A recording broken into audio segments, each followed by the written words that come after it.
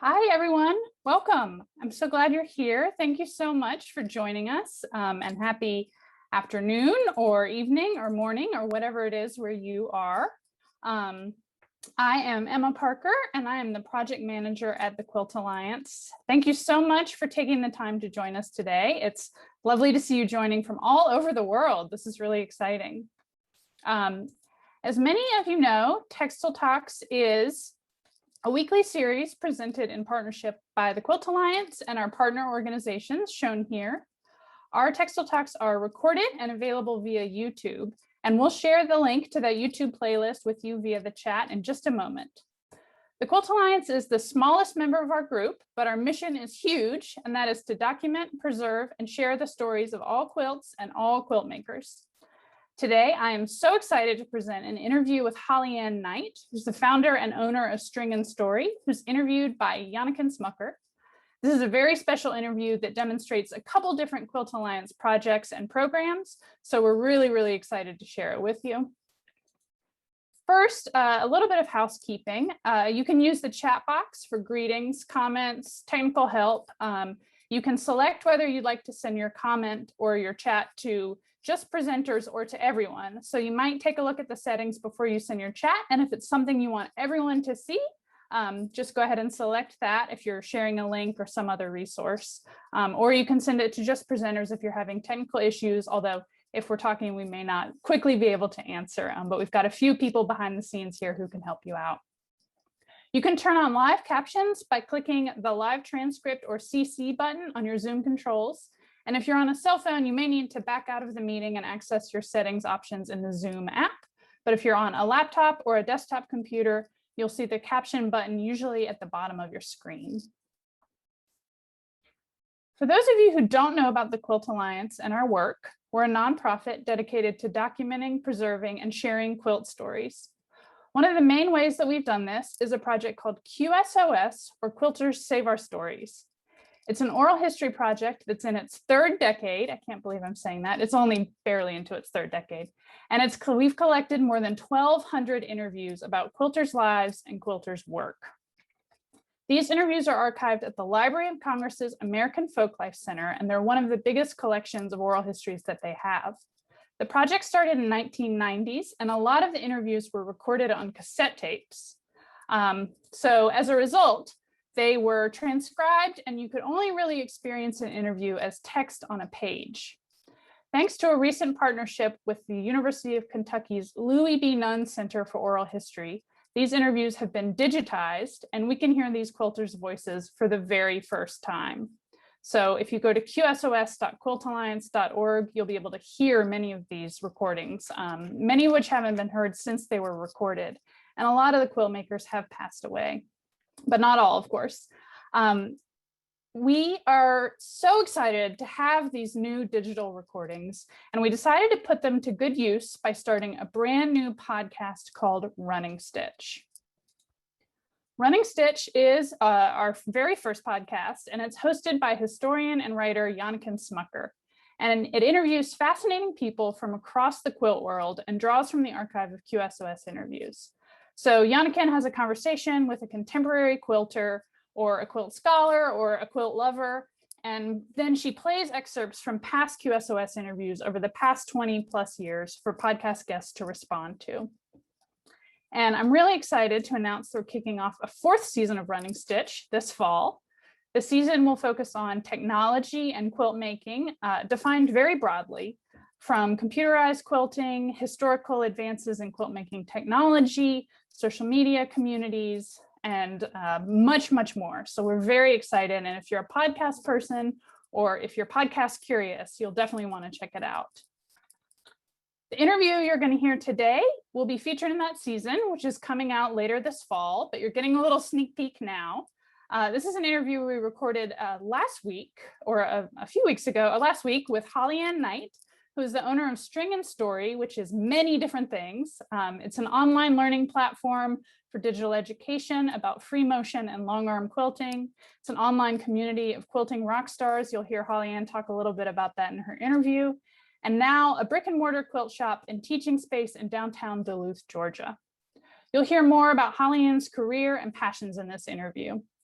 As a note, I do want to let you know that since this interview was pre-recorded, the volume can differ slightly. So we recommend turning your volume up or using captions as needed and grabbing headphones if you have them nearby.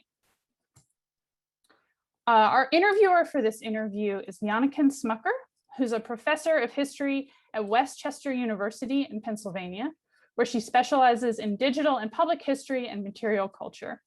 She's the author of Amish Quilts, Crafting an American Icon, and is the co-editor of the Oral History Review. If you have questions about the podcast or about anything you hear here, please do leave them in the Q&A, and we'll have a little bit of time for Q&A at the close of the interview.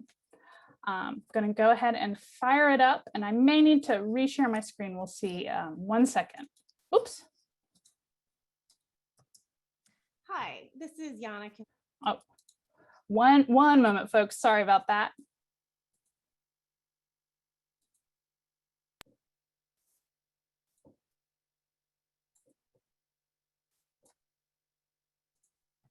All right. We're back in action. So I'll go ahead and I will drop off my camera here and we'll get this interview playing. Hi, this is Janneken Smucker, and I'm the host of Running Stitch, a QSOS podcast. I'm delighted to be here on Textile Talks. I'm a big fan, and it's always a pleasure to get to participate. QSOS is the long-running oral history project of the Quilt Alliance, a national nonprofit. It's Quilters Save Our Stories, S.O.S. And it began in 1999 and now has nearly 1,300 interviews, and they are archived with our partners at the Louis B. Nunn Center for Oral History at the University of Kentucky Libraries and at the American Folklife Center at the Library of Congress. Running Stitch is generously supported by the Robert and Artist James Foundation and by members of the Quilt Alliance, and you too can join. The podcast format is centered on interviews, of course, both the interviews with our invited guests, who I'll be introducing you to today's guest shortly, and interviews from the QSOS archive. It's a really great way for us to dig into that archive and find gems of moments, find really insightful perspectives from quilt makers who've been interviewed for the project over the last 25 years or whatever it is by now. Each episode features those excerpts along with the new interview. And the full archive is available at qsos.quiltalliance.org. We are always looking for volunteers to help us process and index our interviews to make the digital audio searchable online. This special interview airing here on Textile Talks is not just in audio form, as most podcasts are, but here in video for Textile Talks. And this interview also launches season 4 of the podcast, which is focused on the role of technology in quilt making. Quilt making has always involved technology, from the early roller printing methods that created the beautiful printed cotton textiles of the late 18th and early 19th centuries, to the mail order businesses in the early 20th century, which provided patterns and kits to quilt makers across the United States, to all of the tools of the craft, from the needles, sewing machines, die-cut fabrics, rotary cutters, and computer-assisted design. And of course, Textile Talks itself exemplifies the power of the online communities that rely on technology to bring us all together with a shared interest in quilts and quilt making, made all the more essential, of course, by the pandemic of the last couple years. Today's guest, HollyAnne Knight, has thrived in this online environment. She's the founder and CEO of String and Story, a company with the mission to provide high-quality, accessible education about quilt making, specifically focused on free motion and long arm quilting. HollyAnne is one of many young entrepreneurial quilt makers who is harnessing various technologies while engaging with what many still consider to be the quintessential old-fashioned American craft. In lieu of a lengthy introduction to HollyAnne, I will let her tell us more about herself over the course of this interview. As such, I want to welcome HollyAnne. Thank you so much for joining us for both Running Stitch and for Textile Talks. Thank you for having me. I'm delighted to be here. I'm really excited to talk to you and learn more about your business and your own interest in quilting. And as such, I'd like you to tell us how did you get started in this field? Where does your interest in quilting come from? And also, how has it evolved and changed over time? Yeah, absolutely. It's funny. I get this question a lot, but it's usually a little bit with that tone of like, how did you start quilting? Because I'm such a baby in the world of quilting. And really, even in terms of my experience as a quilter, I still have a lot of years ahead of me and a lot of learning ahead of me. But I started quilting about 7 years ago after the birth of my first son. It's a pretty common story. But it came out of an interesting plot twist that my hobbies prior to having Jim and then shortly after having Ian were like dancing. I did a lot of Zumba and salsa and ballet. And then I also was an oil painter. And it turns out that like neither of those things is like super conducive to like kids in a tiny townhouse. And we were living in a very small space at the time, and taking 2 kids for me to like go out and find somewhere to dance wasn't a great plan. Babysitters weren't in the budget, and oil paints like have lead in them. So like not recommended for having around children. So I was like, I need something new and creative to do. And I did a little bit of knitting and sort of kind of playing around with textiles, had always been just drawn to working with various fibers. And my mom like shows up one day with this big box of t-shirts and was like, well, how about you figure out how to make me a t-shirt quilt? And I was like, that honestly sounds like a great idea. Like why not? Why not? If I hate it, it's only one and it's for my mom and it'll make her happy. And so I Googled how to make a t-shirt quilt and borrowed like a tiny little Kenmore from a friend. And they Googled how to thread this tiny Kenmore and started piecing together this t-shirt quilt, which knits are like not a recommended place to start. I had no idea that I needed like a ballpoint needle, that a walking foot would be a great idea. And I just kind of like bumbled through this first quilt. I learned that rotary cutter rulers matter for safety reasons. So a lot of lessons like right out of the gate with this t-shirt quilt. But by the end of it, I was like, this is fascinating because I could take my creativity and then I could also take all of that kind of new mom energy of like everything I do has to be practical. And I could put those two things together and feel like I could be creative and be an artist, but also be making something that was useful. So I started making t-shirt quilts. I had a little Etsy shop already, and I kind of evolved that and made t-shirt quilts for families all over the country for a couple of years. And in the process of all of my Googles about t-shirt quilts and the fact that I was an English major and I always go to the library first, I discovered free motion quilting and discovered the world of modern quilting. And so in 2017, I drove down to Savannah. I was just weaning my second child, Ian. And I was like, all right, I can be away for 24 hours. Like, he'll be okay. And I drove from Atlanta to Savannah late one Friday night, had Saturday at QuiltCon 2017. And I walked in with a box of business cards and I was like, I will leave with an empty box. Like, I just want to meet people and figure out what this world of modern quilting is all about, because I'm fascinated and I want to know like where I could enter this industry. Like, this seems incredible to me. And I did that. I like gave away all my business cards, met a bunch of people, met many companies that I still partner with to this day. And drove home late Saturday night knowing like the next thing I'm going to learn is free motion quilting, because I think it's beautiful. I'm completely intrigued by it. And for some reason, like everyone seems terrified of it. So it sounds like we need more teachers in that part of the industry. And I was trained as a teacher. So I came home just like on a mission to figure out like, how do I free motion quilt? And then how do I teach people to free motion quilt? And so that was 2017. Needless to say, things have escalated quickly. And so now I have Free Motion Quilting Academy as my signature online course. It's a 12-week course that guides folks from being nervous beginner free motion quilters to confident intermediate quilters. I have long arm prep for folks who are learning how to long arm. And then most recently, we opened this space, which is String and Story on Main, which is a brick and mortar quilt shop here in downtown Duluth, Georgia. So it's been a whirlwind, to say the least. Yeah, I'll say that's a lot for the past 5 years. Yeah. And congratulations. Thank you. So tell us a little bit more about the business. So Yeah. Story, both a brick and mortar and an online space. Yeah. And the heart of what we do, very appropriate for our topics today, is really centered around technology and using the internet to be connecting quilters from all over the world, and using technology to further quilting education. So I came home from QuiltCon in 2017 and figured out the free motion quilting thing. It turns out that background in art was like really helpful. So I picked it up fairly quickly. And I started looking for like, well, how am I going to teach this? And everything that I found was like, okay, well, You could write blogs, but was mostly still photos at the time. Not a lot of people were quite yet connecting their YouTubes into their blogs and whatnot. You could teach at stores and guilds, which would mean like traveling all the time. And I met some really well-known teachers in the industry, and they were on the road all the time. And I just was like, none of these quite fit. I've got these two little babies at home. I can't really be gone. I need something that's going to be a little more flexible. And so I started investigating, like, what would it look like to teach quilting online?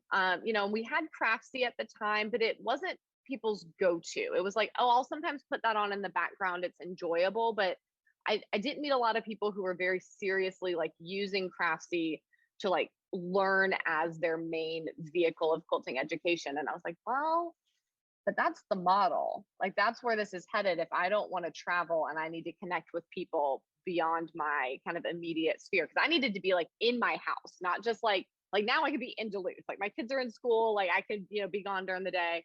But at the time, like I needed to be in my house. And so I discovered a woman named Amy Porterfield who specializes in teaching people how to create digital courses. And I was like, I'm going to create a quilting digital course.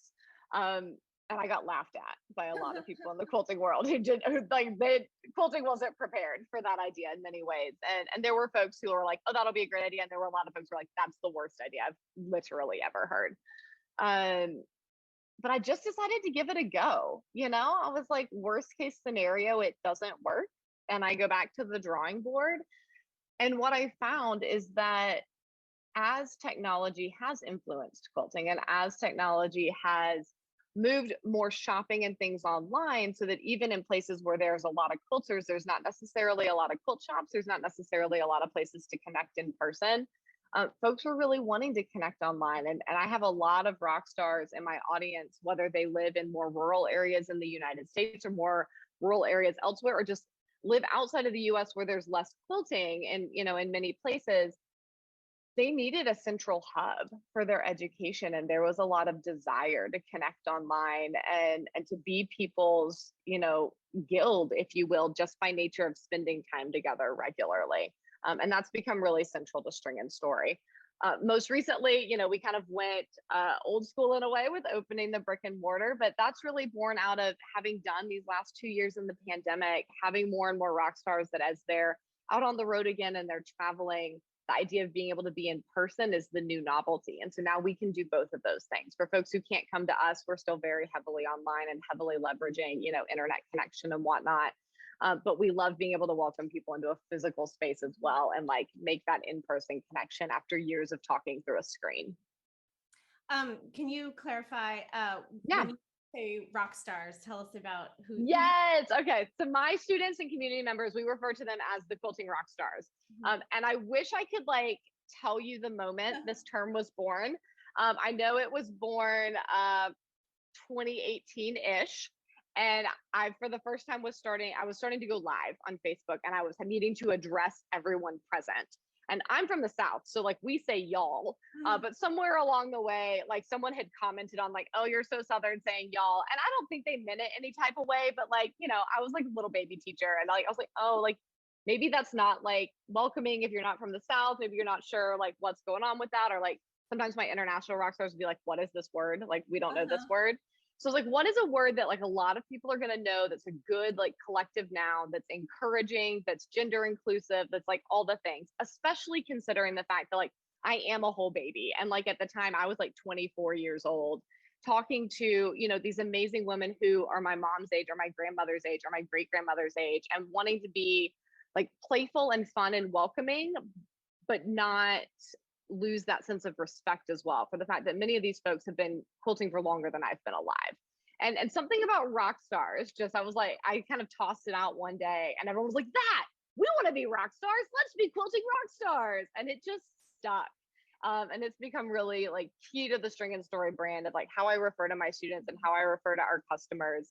But also that constant reminder that they are rock stars. They're very capable folks who can learn and grow as quilters and grow their skills, and who should be proud of the work that they're doing. Yeah, I can see it being a really empowering term. And I know, no matter what someone's age, technology can be really intimidating. So I can see being like a Yeah. Oh, I am capable. I am. Right.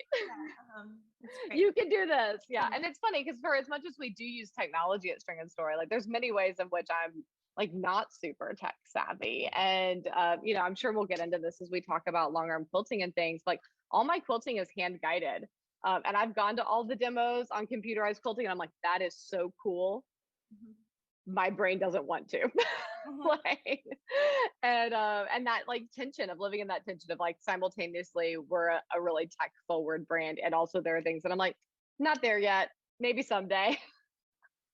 So let's loop back. Yeah. When you decided you wanted to learn free motion in particular, how did you learn it? The same way I learned to quilt, which was the internet and a lot of trial and error. I had a couple of friends that also were interested in free motion quilting at the time that I had connected with at QuiltCon. And we were kind of like, let's get a couple of books and let's make a commitment to each other that we're going to practice. I think we did 10 weeks. And it was like, we had to like learn 2 or 3 new motifs each week. And we would each blog about it because we all had like blogs where we would like write about our works in progress. And it was just this idea of like accountability of like, we think if we practice enough, we might be able to make some progress on this. And that's exactly what happened. Is it was just like showing up. And it's exactly what I ask of my students now in Free Motion Quilting Academy of like, I'm going to give you a few new motifs each week. And I'm going to ask you to show up and practice. And that's how you're going to make progress. There's not a magical formula to learning free motion quilting. It's a lot like handwriting. Like you learn shapes and you do them over and over and over again. And with time, the finesse comes, and then the ability to play with that shape comes and to add your own kind of flair to it. That's great. I love, you know, I'm a professor, so I understand the teaching aspect of it, that I'm often like learning the thing. Yeah. Expansive class. Right.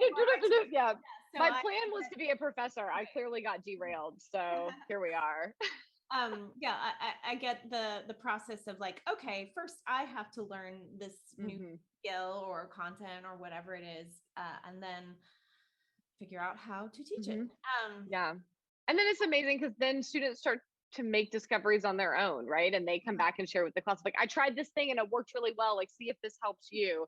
And, you know, everyone in the class is on a different machine, but someone will come and be like, HollyAnne, my like such and such machine is doing this such and such thing. And I'm like, well, I'm not on that machine. So get in the Facebook group and find somebody else who is, and like, y'all figure it out. And watching that like student interaction, that even though like these quilters may be thousands of miles apart and they're in many ways working on like an individual project, it's also kind of a group project, and it creates that sense of community.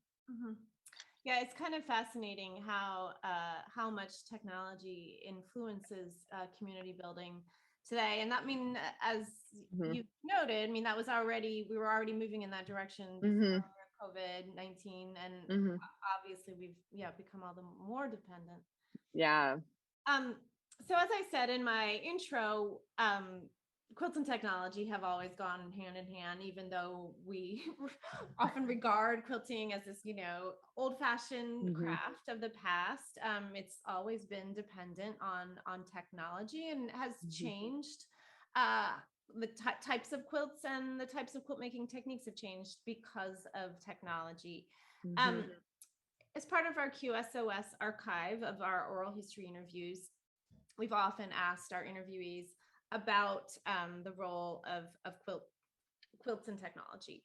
And I'm first going to pull up a little clip from an interview conducted with Doreen Douglas, and the interviewee here is Karen Musgrave. Just give me a second and I'll find the clip. What other advances in technology have influenced you? Talk about the rotary cutter. How have things changed over the years for you? Well, I think that's the biggest change, that and the sewing machine, but there are a lot of purists that don't believe that quilting by machine is quilt making.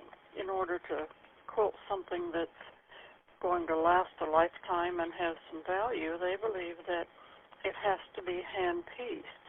And this is fine if you don't plan to use the quilt, but I think that if you're going to use the quilt or give it to someone who does use it, I believe that it needs to be pretty sturdily put together, and the sewing machine is the best way to do that. I'm not a big fan of long arm quilting. I find that too much of it makes the quilt stiff, especially if they do stippling so close together. I don't seem to get that same soft quilt that I had before I sent it to them. So I've only had one of my quilts machine quilted that way. But that is a big help, because a lot of women make a lot of quilts, and that's the easiest way for them to get them completed, is to have them quilted by a long arm. So Doreen Douglas she was interviewed in 2009. It's important to know that the context of the time period, of course, and certainly in the over a decade since then, a lot has changed in the industry and among the hobbyist quilters as well, in terms of, I think, accessibility of long arm machines, the ability to learn how maybe it's not as intimidating if there are, classes like the ones you offer. But I think there often has been this sentiment that there's like perhaps something, should we really be doing this? Should we really be taking our beloved sacred quilts to the quilting, to machines like this? So what do you think that role, or where does that tension come from among, in this case, long arm quilting in particular, this interviewee speaking to it, but this like tension between the technology, the very modern contemporary machines that we use, and this very kind of soft tactile craft? Oh, I have so many thoughts that deciding like where to start is maybe the hardest part here. I think the first thing I thought of as Doreen was speaking was, it does make a lot of sense to me that we have moved away from hand piecing and towards machine piecing for durability reasons. And that being said, really yeah, ago when the right. Yeah. And I love that. And like, as you know, I have 2 little boys, I have 2 cats, I have a dog. I am not known for being gentle with things. Like, durability in my house is very key. But I think another thing that we hold in tension as quilters is that idea of, for something to like last and have value, that I think there was a time when, especially when quilts were hand pieced and then they were hand quilted, they were rarer. And so there was this expectation of them gaining some sort of like either monetary value or emotional value over time as part of being like a collective family heirloom. And the thing now, well, and thinking then too as well of so many quilts being made from bits of fabric and things from around the household, that these quilts had a different kind of story in them than many of our quilts do now. Many of our quilts now are less about preserving a family story from the literal fabric that they're made from, and more about the quilter essentially gaining joy units from the making process, and then the gifting so often of that quilt. So much of what we do as quilting still exists in that gift economy, so that value is going on it kind of in a different place. So rather than being from the fabric that it's made from, and the oh, well, mom would sit and she would piece as we were gathered around in the evening. It's, that is instead a quilter's maybe a place of solace or place of community with their friends. And then the value is coming perhaps in the giving and in the honoring of an occasion on which the quilt is given. So I think things have just shifted around how we're telling stories with our quilts. Like, we've always told stories with them, but it's just shifted in that way. I think, brain. So many thoughts swirling at once. I think as far as then the transition from hand quilting to machine quilting, whether that's quilting on a domestic, which is primarily what I do and primarily what I teach, or long arming, which there's then, are you sending it to a long arm or are you long arming it yourself? The quilting was traditionally the social community aspect, right? So when quilts were hand pieced, that was often family time done in the evening, like kids around, you're spending time together at the end of the day, or maybe you've taken a bit of piecing somewhere as you're out and about. But then when a quilt needed to be quilted, it would go on the frame, and a whole community of people would come together and stitch, you know, bits of themselves and their stories from what was going on in the local community into that quilt. And so it makes sense to me that as we have transitioned into machine quilting, are we losing something there? You know, are we losing this craft historically being so community oriented, and now we can just sit, headphones in, TV on, in isolation, and does that take away from what we're doing? And I think that's something that I've given it a lot of thought in how I've built String and Story and how I've even designed my classes of like, okay, we are often alone in our sewing rooms connecting through a screen, but how do we put that community piece back in?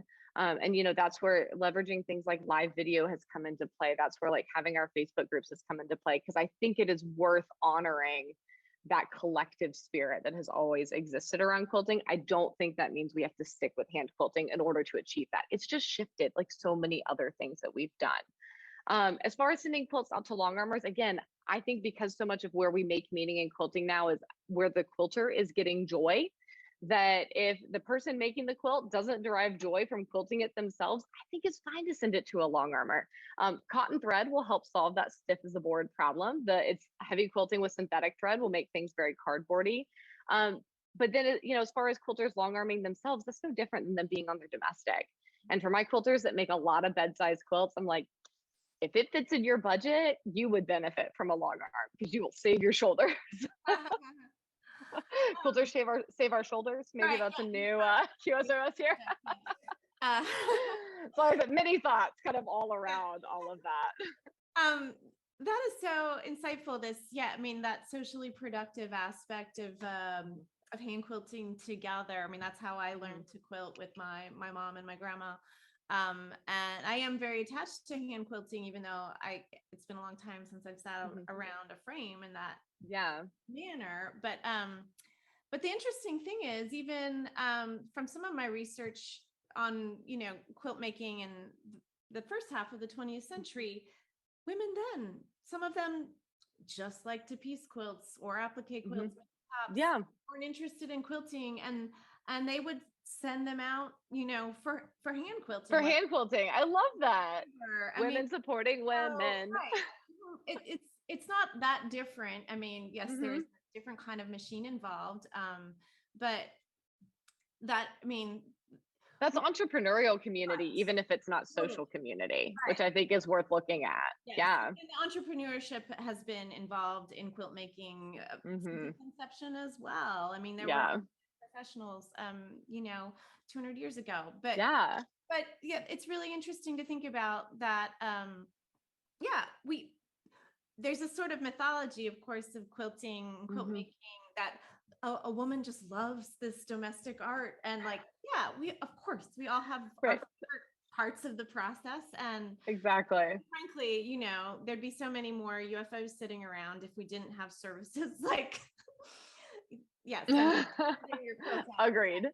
And that's the thing is, like, are we willing to uphold a mythology at the cost of quilts getting finished? Because then there are fewer quilts that are being gifted and loved. And I really believe that there's a bit of alchemy in our quilt making, that like the love of our craft and the joy we derive from doing it, but especially when we're making quilts for a purpose or for a person, our love for that person is all kind of tied up together in that project. And I think the fewer stories we can put around quilting that create things like shame or self-doubt or you know, hesitation to learn something new, like those are the quilting stories that we need to set aside, so that we can all really step into, like, we do this for joy and for love. And if that means we all do it a little bit differently because we all like doing this process a little bit differently, that's okay. Like, there's no reason for us to be gatekeeping any part of what we do. I think that's really right. And that gatekeeping aspect has, of course, shown its head many times. Oh yeah, someone's going to email me about having just said that. 100%. Totally. That gets back to, you know, so the QSOS project was created in the late 90s, and the original project sort of schema, and I'm sure some of you listeners are familiar with it, had these different quadrants of questions, so standard questions would be reused in these interviews. And it's really fascinating as I've been able to go back and listen to many of these interviews to see how those sort of standardized questions have been answered in various ways. And one of the regular questions was back in the original formulation in the 1990s. And this is telling that the perception of machine quilting still had not totally shifted. I mean, even though it still hasn't. I had someone come in last week and tell me that my quilts weren't real because I quilt with a machine. So like still, that perspective still exists. But I mean, quilt or sewing machines first became available on the domestic market really following the Civil War in larger numbers. And we see some early 19th century, I mean, quilts from that era, from the late 19th century, early in the sewing machine age, that where women experimented with machine quilting. So it's been around. Certainly other historians have studied this at length. But one of these questions that we typically asked of our interviewees was, how do you feel about machine quilting versus hand quilting? What about long arm quilting? This was and it just the way the question was phrased in the original conception of this project shows just 30 years ago it was still quite controversial. I've got a couple just very brief clips that are indicative of this. So give me a second. And how do you feel about machine quilting versus hand quilting? And what about long arm quilting? I'm a hand quilter. That's it. That answers the question. Sorry. That's okay. So that's like kind of the short and sweet perspective that I'm not saying this is a shared across the board. And I'm not saying that that's a wrong attitude. I mean, frankly, I've never learned how to machine quilt well. And so I don't dislike machine quilting. I really want to be like, shameless plug. Exactly. Right. And here's another, that was, by the way, that was Joanne Hanna, and she was being interviewed by Donna Mickish. And this is an interview from 2001 with Jean Vining, conducted by Kay Jones.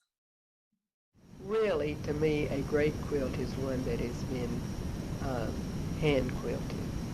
And I think Alice is one that is really, this is my big project on hand quilting. So as far as hand and machine quilting, do you have an opinion about that in terms of which you like? Well, I admire hand quilting. I prefer machine quilting for myself. I don't, machine piecing, that's okay. I can do that better than I can hand piecing. But I really like hand quilting. But the problem with me is hand quilting is I don't feel proficient enough in it to really work on something big. Just like we took a class together on 12 Days of Christmas. Well, I did the applique and I did whatever we needed to for each block, and I got the top together. And it's still in my closet, unquilted. I'm wondering how you encounter these perspectives. You already shared an example of someone coming into your shop. But when the people who are taking your classes, how do they view this tension? Yeah, this is a really like beautiful and complex question, because as we've already touched on, I think there's something really rich in honoring where our craft has come from. And I think especially like yourself, when you have really fond memories of having learned to quilt in a social situation that involved, at a time quilting on a frame, or if you prefer quilting in a hoop and you get to sit on your couch and you're with your family or you're with your friends, I think that's beautiful, and I think that will always exist. And I think that's maybe the crux of this, is we so often think of like, oh, the new thing has to replace the old thing, and that's not necessarily true. This can be a both and. And I think we see even in the last couple of years, especially with the pandemic, a revival in handwork of like, well, I have the time to sit and be still. Like, let me take advantage of that because there is something beautiful and rich and contemplative and therapeutic about it. The end of that is that not everyone finds that enjoyable, or not everyone has the luxury of that kind of time, right? They want to be able to make quilts for a lot of people and they want to be able to do it more quickly. Or they're like me and they're just very mesmerized by the artistic element of literally doodling with thread on fabric. Like, I just think that's the coolest thing. And from the first time I saw it, I was like, you can do what now on a sewing machine? Like my sewing machine? And I drove myself down to the local dealer and was like, what the heck is a free motion quilting foot and how do I buy one? Because I have something to figure out, and I think all of these things are an and. And I think one of the most dangerous things that we can do, especially now, right? Like we are far into the machine quilting movement at this point, is to put a value or comparative value on either side of this.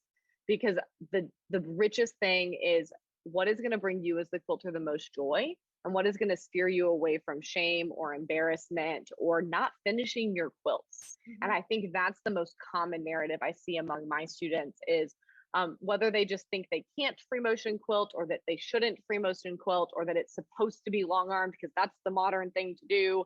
But maybe the long armor is not in their budget, right? Like I serve a lot of folks who are on fixed incomes and that's just not in their budget. They've told themselves a story about something being better than what they have access to. And rather than finding joy with what's right in front of them, they think they're less than as a quilter. And there is just nothing that breaks my heart more than something that is supposed to bring us joy and relaxation and a sense of fun, instead turning into something that's living rent free in our heads and telling us a critical story. So that's my number one priority with all the ways that I teach is come try this thing I'm teaching you and let's see if it sets you free. And I have students that they take Free Motion Quilting Academy and they get all the way through and they learn all the things and they go, I'm so glad I learned that. I'm sending my quilts to the long armor. I have a new appreciation for the work that she does. And there are folks who get through it and it's a hybrid for them. They're like, all right, well, to save my shoulders, I'm going to do some of my like small things at home and some things get sent out. And then some folks are like, I will push and shove every quilt I ever make through my machine for the rest of my days. And then there are some folks that are like, quilts for me, I hand quilt, quilts I gift, I machine quilt. And everyone gets to then instead play with all of the options. And I think that's the view that I think is what I would love to see all of us as an industry aspire to, is getting less bogged down in what is better and more caught up in celebrating that we each have different strengths and different passions, and we are collectively keeping all the different facets of our craft alive and well. And we all need to work together for that to continue. That's really said in a very lovely way. And I think, sadly, quilt making has suffered from these sort of so-called quilt police of various notes over. Sometimes we're our own worst quilt police too. I fuss at my students all the time. I'll be like, can you please quit speaking so meanly to my student so-and-so? Because I really like her and the voice in her head is being real unkind right now. Like, sure. Yeah. And I think there is, looking for that liberation where you find your own flow and your own groove and your own, obviously learning new skills and new technologies. Yeah. You want to, but finding what works for you seems like the most important. Yeah. You're not old and stuffy if you want to do all hand quilting, and you're not a cop out if you do all machine quilting, or you send all your quilts out. It's all valid. It's all real. It's all quilts. Yeah. So I want to talk a little bit about the educational aspect of your business, which obviously dovetails with the technology. And you've already mentioned, the evolving ways that we learn. You learned by Googling and watching YouTube, and I've certainly done fair amount of that as well. But the education aspect is where you really found your niche within this larger quilt industry. You're not the first quilt maker to explore that avenue. Not at all. It's been a longstanding tradition. I want to play a clip from a legendary quilt educator, Eleanor Burns, who was interviewed in 1999 in the very early years of the QSOS project. And if you're not familiar with Eleanor Burns, she educated many quilt makers through PBS essentially. So I'm gonna pull up this clip and we'll listen to Eleanor talk about how she sort of started teaching quilt making, and then we'll follow up with a little bit more about the way that you educate. All right. Well, I've been on public television for 11 years, which just truly amazes me. I started out first, I knew that I was getting tired traveling and teaching, but yet I wanted everybody to know my methods. So I have a good friend who said, well, Elle, we could probably get you on TV. And I said, okay, that's what we'll do.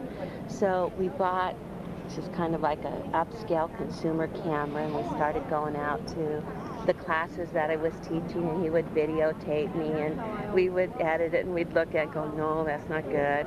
And then we'd do it again, and then we'd look at, no, that's not good. And we just kept on trying to improve, because I was just a teacher, not ever a hostess on a television series. And finally, we felt that we had something good enough to submit to the Learning Channel. And the Learning Channel was the first to accept my programs. And they put me on, I think, 3 times a week. And my business tripled overnight. And I was completely unprepared for the success of going on the air. And we just had like one little camera and a studio. We put in just, soundproofing in one of the part of the warehouse that I'm in. And whenever the Learning Channel accepted my program, then we had to buy an upgraded camera and make these investments in equipment. And I decided to do that myself. I'm just a woman. I'm just a single woman.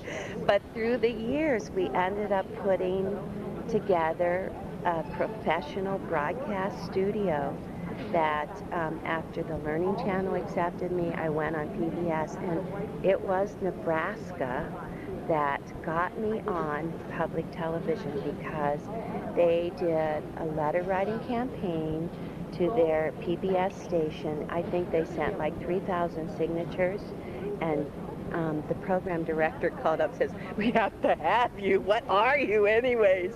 And so from that point on, each of the PBS stations have picked me up. Anyway, it's very fun to see that parallel. And from what I understand, Eleanor taught, she was on the road, as many quilt educators have been, and some of that has really shifted, of course, in recent years with the pandemic in particular, and the ability to stream video and host video online. First of all, any reactions to hearing Eleanor's sort of origin story as a TV? Oh, Eleanor is a treasure. And it's interesting because Eleanor hasn't, in terms of learning quilting skills, been a key part of my journey, but she certainly paved the way. And she reminds me of another PBS legend, Bob Ross, who I did grow up watching. And it's amazing how, PBS really had this vision for, we can reach people in their homes and we can give them a sense of connection and we can help them learn a skill before, we had other platforms to do so. And I share Eleanor's sentiments in terms of how do I not be on the road? How can I be with my family? How can I be, present here and yet fulfill this mission and passion and I would say calling to really serve the quilting community and make sure that my rock stars have the education that they need and have that connection. I was already online at the start of COVID-19. And so while so much of our industry had to do this hard, immediate pivot from, folks were on the road one week and they're trying to figure out how to be online the next. String and Story was really uniquely positioned that we'd already been online for 4 years at that point. And I remember waking up, just a week or two into COVID and going, okay, this is going to last a minute. Like, how do I make sure my rock stars are okay? Because I knew already that, especially at that point, most of my rock stars were retirement age. Many of them were widows. many lived in rural communities. And so they were already isolated prior to COVID, and this was only going to make it worse. And I remember sitting down very seriously with my calendar and a piece of paper going, okay, my kids are home full time. I don't know when I'm going to have childcare again. How much time can I spend on camera? Like, how often can String and Story have a broadcast or a class or something? And hearing Eleanor talk about being on 3 times a week, that's about what I was doing, and just making sure that the Quilting Rockstars always had something to look forward to, and always had a place to not even just meet me, but meet each other.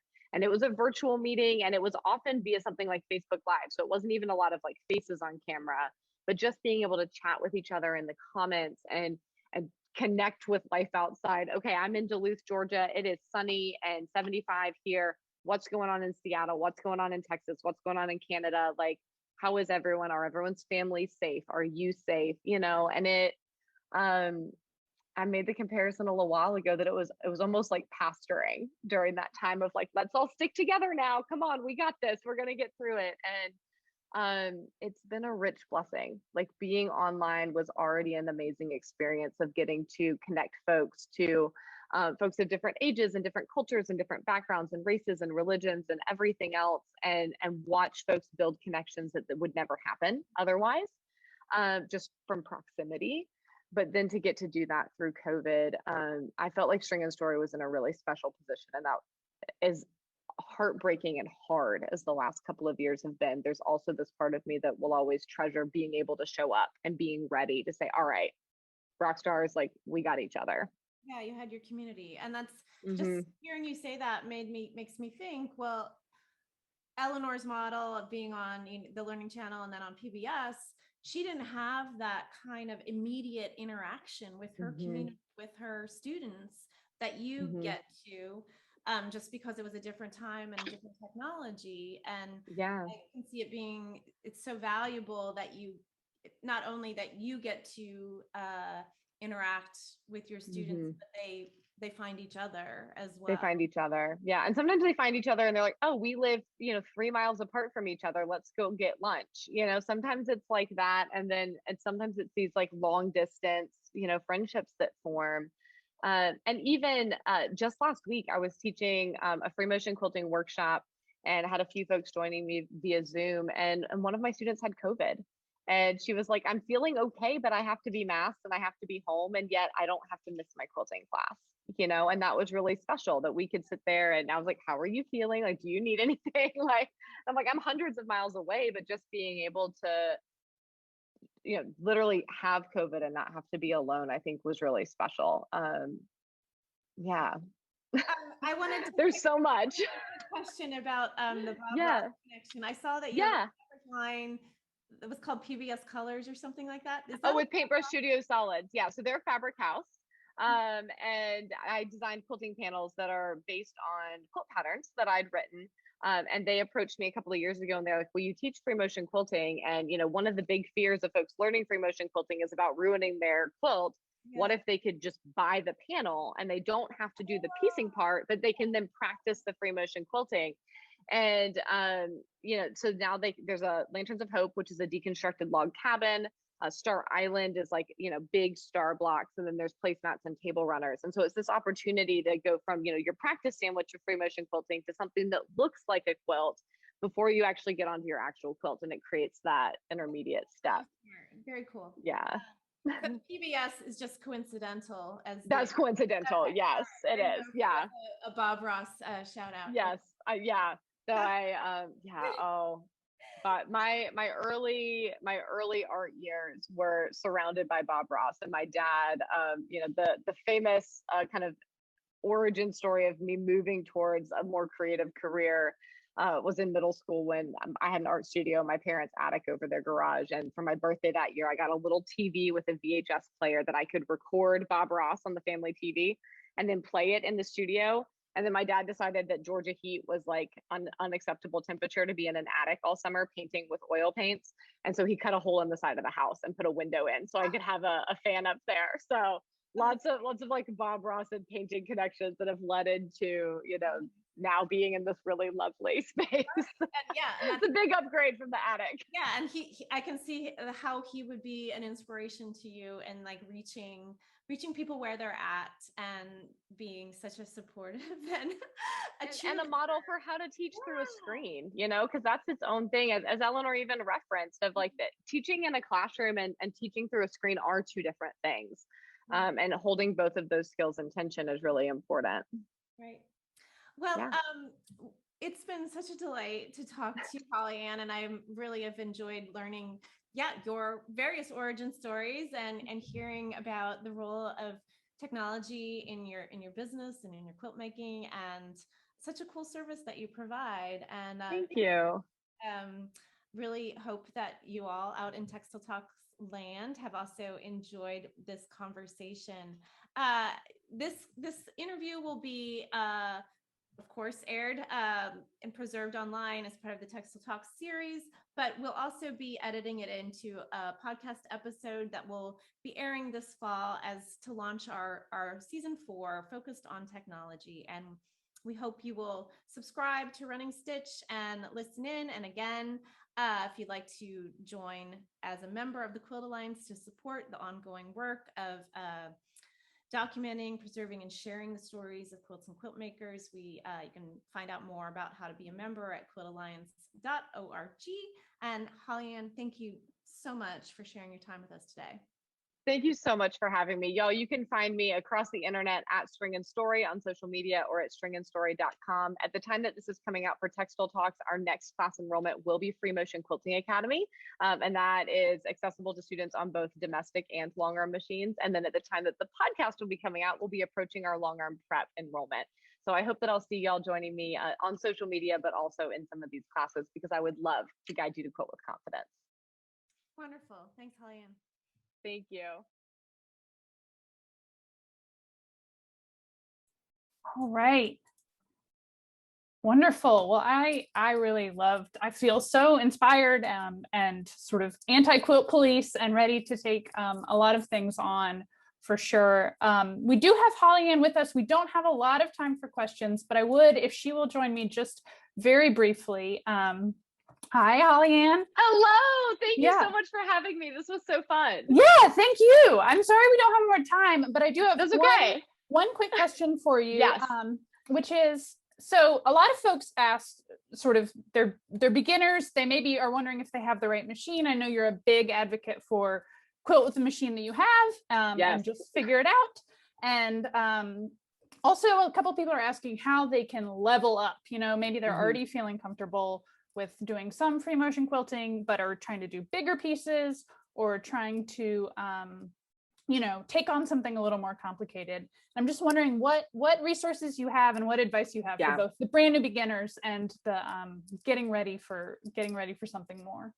Absolutely. Conveniently, my advice is actually pretty similar for both of these groups of folks right now, because this is airing at truly the most ideal time. If you are ready to learn how to quilt with confidence, you want to learn more about whether you're free motion quilting your quilts for the first time, or you just want to level up those skills, we are heading into our 10th cohort of Free Motion Quilting Academy later this month. And in anticipation of that, we're doing a couple of really exciting free things. So the first fun free thing that we're doing right now is I'm doing the 12 days of FMQ FAQ right here on YouTube over on the String and Story channel. So youtube.com/C/String and Story. And today we actually talked about quilting large quilts on your domestic machine, which is one of the questions that I saw come through. So tuning into those videos at 11 a.m. Eastern each day, and then there's replays. You don't have to register or anything for that. You just show up and you can ask me all the questions, because I want to make sure that some of those foundational questions are getting tackled. Then beginning in the middle of the month, we're going to have the Quilting Plan Challenge. And this is especially geared towards folks who are really sure in their minds that they want to be able to quilt their own quilts and do more than something like a meander or swirls, but do more custom work. And this is going to be a free challenge here on YouTube, but if you register, you get a really cool workbook that you can go through with me. And I'm going to break down what is a quilting plan, what are the types of quilting plans, how do you draw them, and then how do you move from a drawn quilting plan to actually stitching your quilt and having the confidence to do that without being afraid you're going to ruin the whole thing. So I would recommend those as next steps for everyone who is here if you're interested in learning more about free motion quilting. And then from there, you'll of course get more information about how you might jump into Free Motion Quilting Academy. Awesome. Well, thank you so Yeah. much. I wish we had more time to talk with you. I hope everyone, HollyAnne's amazing on social media. Definitely follow her at String and Story on all the platforms. Yes, please. Yeah, please do. Thank you so much for joining us. I think she'd probably be happy that I'm gonna go ahead and like sell you out, HollyAnne, and say so. Well, and there's probably, if you Google, I Googled a lot of things plus String and Story and found a lot of answers to my own questions. So I have really a huge appreciate blog as well. So pretty much any question, there's at least some answer there. Yeah. So type in your question plus String and Story, see if you can find the answer. We are thrilled that you all joined us today for another round of Textile Talks. This was made possible, as we mentioned, by our sponsors. You can see their logos here, and we are just happy to have you. And we'll the recording of this will be available soon, and we hope we'll see you next week as well. It's every Wednesday at 2 p.m. Eastern. So thank you again. Bye-bye. Thanks for having me. If you enjoyed this conversation or are interested in deep dive interviews with interesting quilt makers, I do want to let you all know about our upcoming virtual fundraiser, Quilters Take a Moment. Quilters Take a Moment is 3 days of interviews, conversations, and panel discussions that you can watch live or recorded. This year's theme is sustainability stories, but it's not just about environmental sustainability. It's also about sustaining your creativity, sustaining yourself as an artist, working in a way that's sustainable for our bodies, and more. We'll have QSOS interviews with Tula Pink, Carla Hemlock, and Jennifer Sampu. We'll also have panel discussions about reusing vintage and antique quilts, sustaining a creative business, and sustainable stitching, making quilts with the earth in mind. We also have additional add-on workshops and lectures that you can add to any 3-day pass or buy as a standalone. If you like quilt stories, thinking about quilts and the different things that they can do for us or the different things they can mean, as well as thinking about making quilts in a way that's sustainable, I hope you'll join us. You can learn more at www.qtm2022.org.